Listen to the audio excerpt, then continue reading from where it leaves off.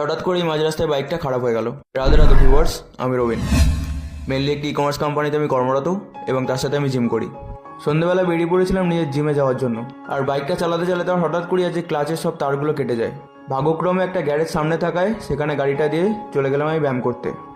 এতটা দূর থেকে প্রথমে জিম করতে যাই, তাই প্রথমে নিজের ব্যায়ামগুলো তাড়াতাড়ি শেষ করলাম। তারপর গিয়ে দেখলাম আমার বাইকটাকে পুরো ঠিক করে রেখেছে। ওখান থেকে বাইকটাকে কালেক্ট করে চললাম বাড়ির জন্য। সময়ের দাম অনেকটা বেশি, তাই বাড়ি ফেরার সাথে সাথেই ঝটপট রেডি হয়ে গেলাম নিজের নাইট শিফট অ্যাটেন্ড করতে যাওয়ার জন্য। তারপর ডিউটিতে গিয়ে সব কাজগুলো অ্যালাইন করার পর একটুখানি বসে পোজ মারছিলাম।